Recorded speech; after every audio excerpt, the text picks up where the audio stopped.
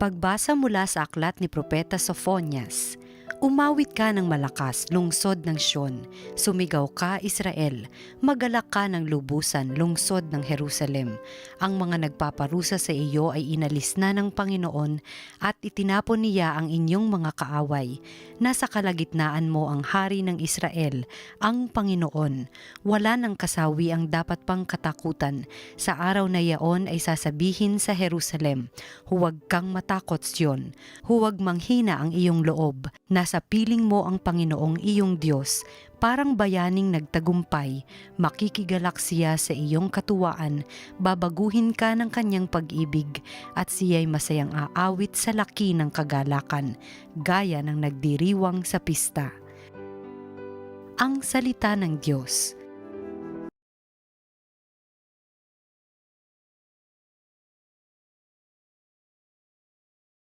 Diyos na kapiling ng bayan ay masayang papurihan.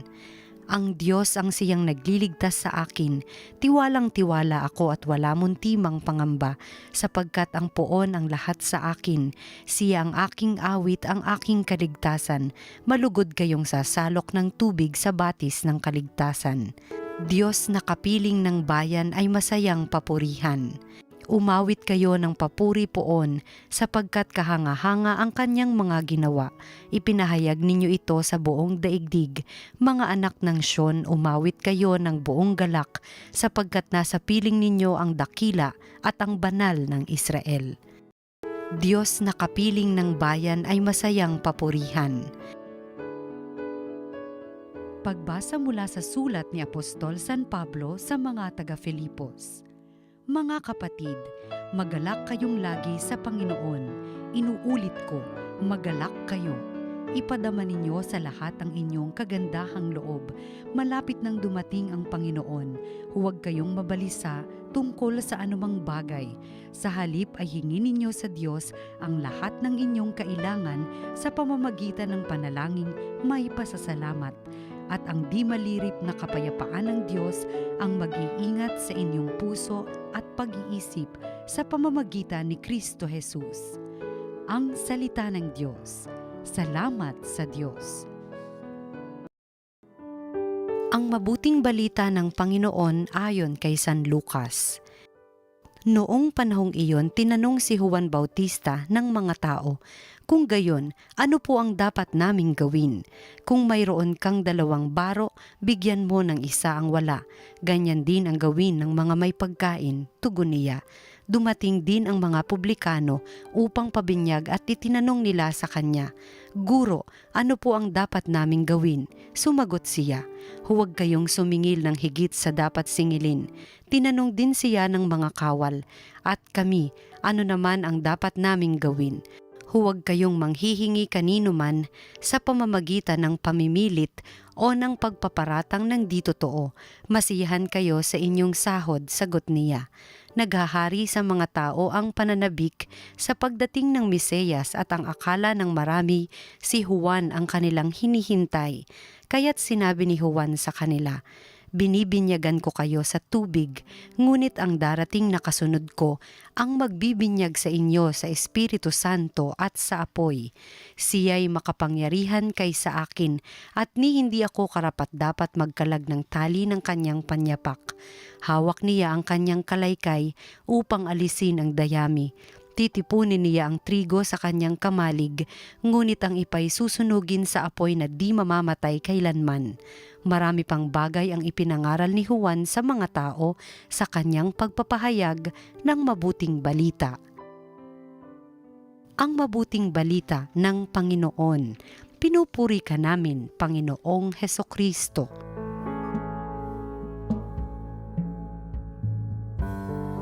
Hindi na natin mapigilan ang Pasko. 10 araw na lang ay Pasko na. Bukas, magsisimula na tayo ng simbang gabi. Para sa ating mga Pilipino, pag simbang gabi na, Pasko na. Bakit ba tayo excited sa Pasko? Kasi ang Pasko ay may kaugnayan sa kasiyahan. We tend to equate Christmas with happiness, with joy. Totoo naman, kung titingnan natin ang malalim na kahulugan ng Pasko, ito'y pagdating ng Panginoon. Sino ba ang hindi magsasaya pagdating ng mabait at mahabaging Diyos sa piling natin? Ngayon ay ikatlong linggo ng Adbyento. Tinatawag itong Gaudete Sunday. Gaudete, ito'y salitang Latin na nangangahulugang magsaya kayo. Ano ang dahilan ng ating pagsasaya?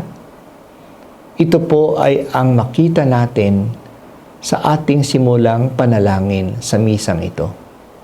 Dinasal po natin sa ating opening prayer. Pasapitin mo kami sa kagalakang dulot ng kanyang pagtubos at pasiglahin kami sa pagpapasalamat sa iyong kaloob. Ang magpapasaya sa atin ay ang pagtubos ng Diyos na nagdadala ng kagalakan. Kaya nananawagan si San Pablo sa mga taga-Filipo sa ating ikalawang pagbasa. Maggalak kayong lagi sa Panginoon. Inuulit ko, maggalak kayo. Malapit nang dumating ang Panginoon. Kahit na may nakita man tayong problema o pagkukulang, huwag tayong mabalisa o mamroblema. Sa halip, hingin natin sa Diyos ang lahat ng ating kailangan sa pamamagitan ng panalangin may pasasalamat. Nagdadasal pa lang tayo. Humingi pa lang tayo sa Diyos. Nagpapasalamat na tayo. Kasi nakakasigurado tayo sa Kanyang pagkalinga sa atin.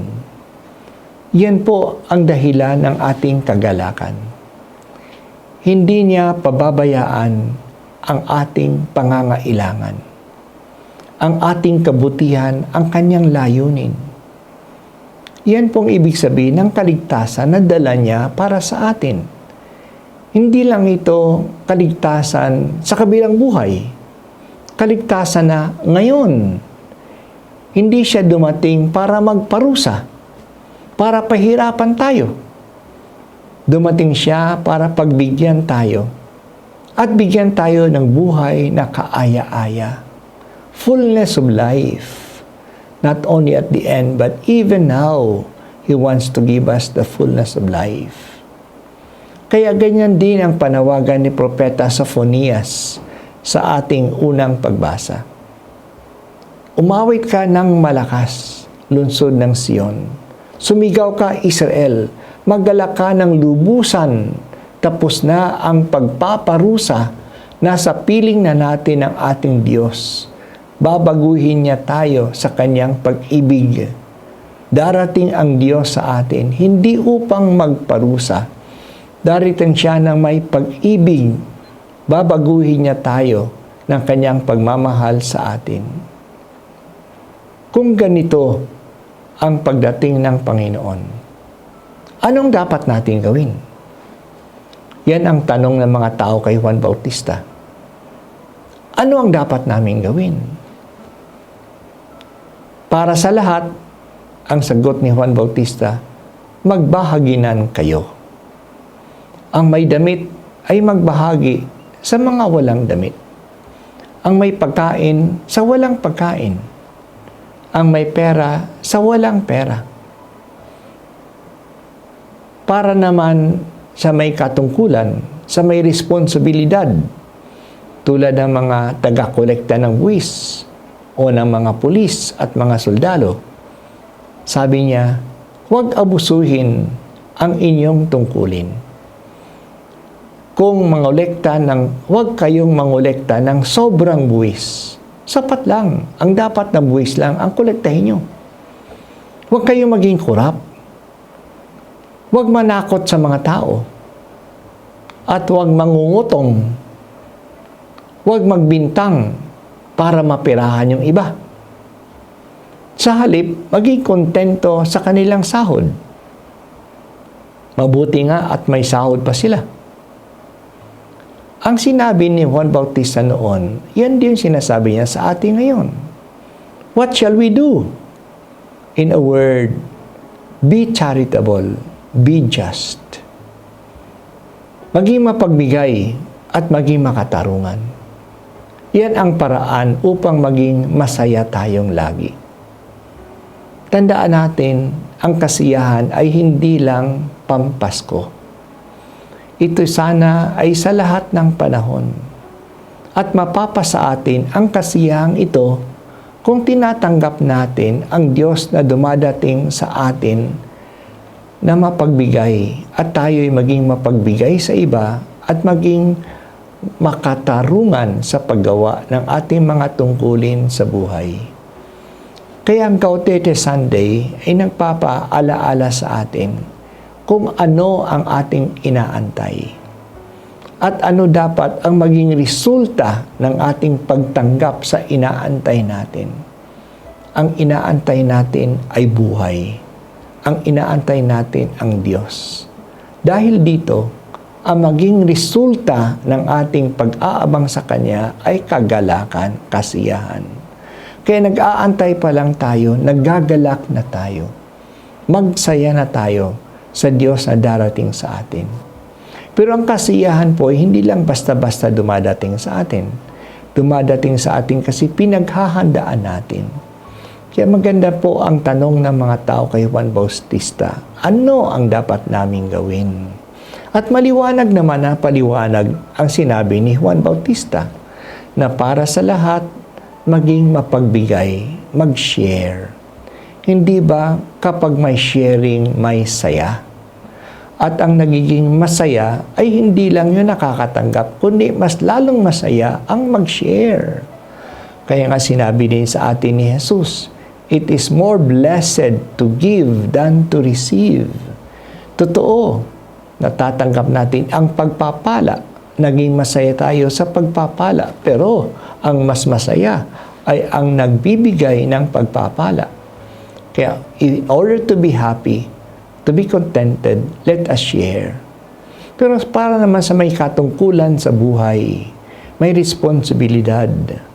Maging tapat tayo sa ating responsibilidad. Huwag gamitin ang responsibilidad para sa ating sarili. Kaya maging makatuwiran, maging just sa ating paggawa ng ating tungkulin. At magiging just, maging makatuwiran tayo kapag hindi tayo sakim, kapag tayo maging marunong maging kontento sa mga natatanggap natin. At ang paglilingkod natin ay nagbibigay ng kasiyahan sa atin. So hindi lang sweldo ang ating inaantay, ngunit kasiyahan sa ating hanapbuhay kasi ito'y nagagawa natin ng may justice at nagagawa natin ito bilang service para sa iba. And the one who truly serves is happy. Yan po ang sinasabi ni Juan Bautista sa atin.